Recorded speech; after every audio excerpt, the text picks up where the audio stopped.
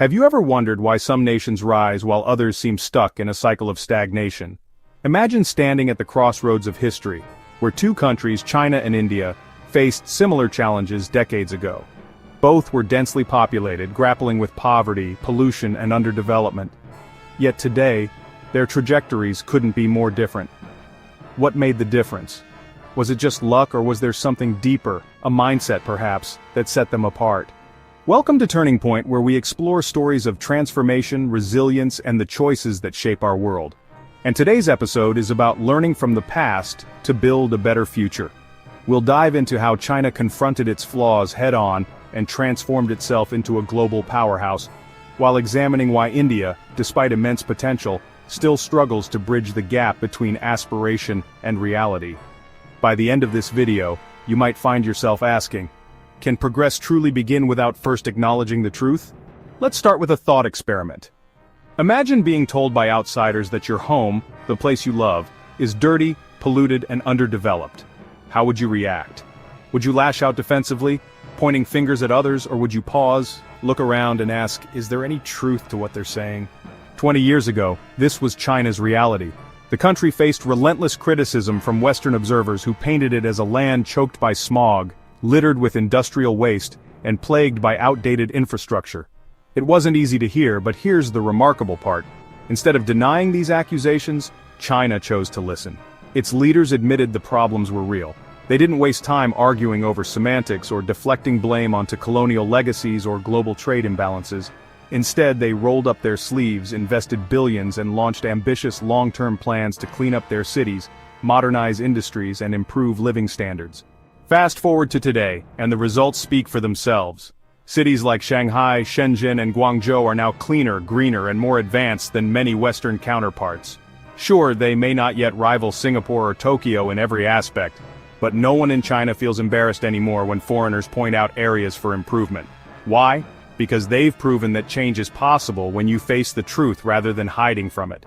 Now contrast this with another nation, India. When someone highlights issues like open defecation, crumbling roads, or overflowing landfills on platforms like YouTube, the reactions often follow a predictable pattern. Some Indians dismiss the criticism outright, claiming the videos only show the worst parts of the country. Others resort to comparisons, saying things like, "Look at the rich neighborhoods in Mumbai, they're better than your entire country."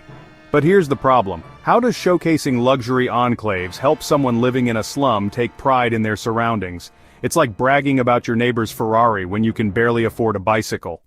And let's talk about those viral clips showing Indian beaches littered with human waste.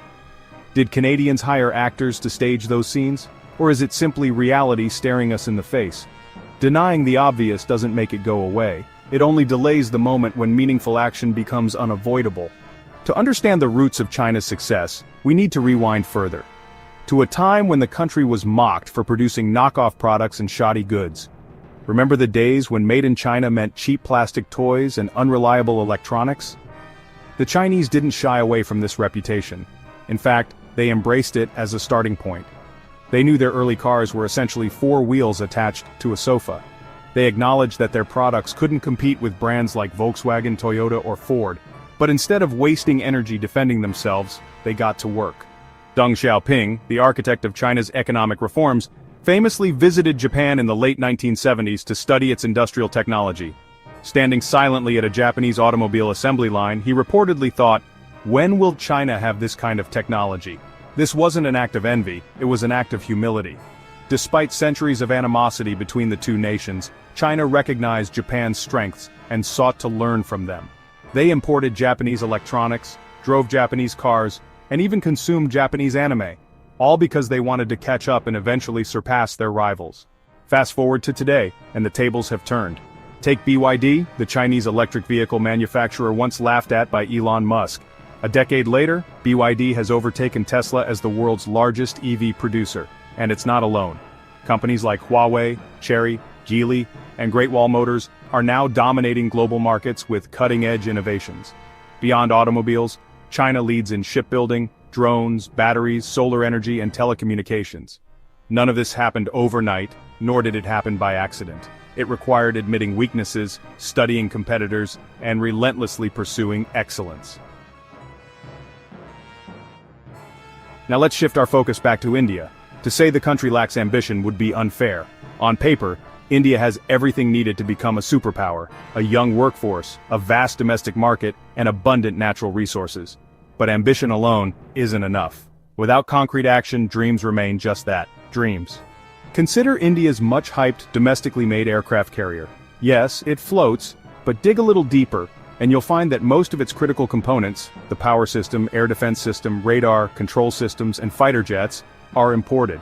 In a nation where millions struggle for basic necessities like clean water and electricity, is this really something to celebrate? Meanwhile, locally developed weapons programs like the LCA Tejas fighter jet and Arjun tank have faced endless delays and technical glitches. These projects highlight a broader issue, misplaced priorities and a lack of execution. Then there's the matter of poverty. India boasts the world's fastest-growing major economy, yet its per capita GDP lags behind Bangladesh's. Half of the world's extremely poor people live in India. So, what exactly qualifies it as a superpower? Is it the size of its population, the diversity of its culture, or is it simply wishful thinking? The sad truth is that too many Indians confuse potential with achievement. They cling to the idea of greatness without doing the hard work required to attain it. When criticized, they respond defensively, accusing others of bias or ignorance. But here's the thing. The world doesn't care about feelings. If your cities are dirty, they're dirty. If your infrastructure is crumbling, it's crumbling. Pretending otherwise won't change the facts. History offers valuable lessons if we're willing to learn. Take Japan's dominance over China during the late 19th and early 20th centuries. For decades, Japan humiliated China in wars, forcing it to sign unequal treaties and cede territory. Fast forward to the post-Mao era, and China could have chosen to dwell on past grievances. Instead, it adopted a pragmatic approach, studying Japan's successes and incorporating them into its own development strategy. This willingness to learn from enemies turned mentors is rare and commendable. It shows that true strength lies not in arrogance or denial, but in humility and adaptability. Today, China stands tall, not because it forgot its past, but because it used it as fuel for progress. India, on the other hand, seems trapped in a paradox. While it celebrates its democratic ideals and cultural heritage, it often fails to address the practical challenges holding it back. Development requires more than speeches and slogans. It demands discipline, accountability, and a relentless focus on execution. Without these, even the grandest visions remain unfulfilled. So, where do we go from here? Let's return to the question I posed at the beginning. Why do some nations rise while others stay stagnant? The answer lies in how they respond to criticism. Progress begins with self-awareness, an honest assessment of strengths and weaknesses. It continues with determination, fueled by a commitment to learning and improvement, and it culminates in action, driven by policies that prioritize the greater good over short-term gains.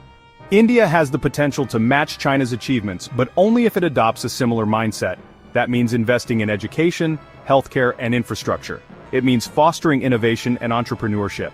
Most importantly, it means listening to constructive criticism and using it as a catalyst for change.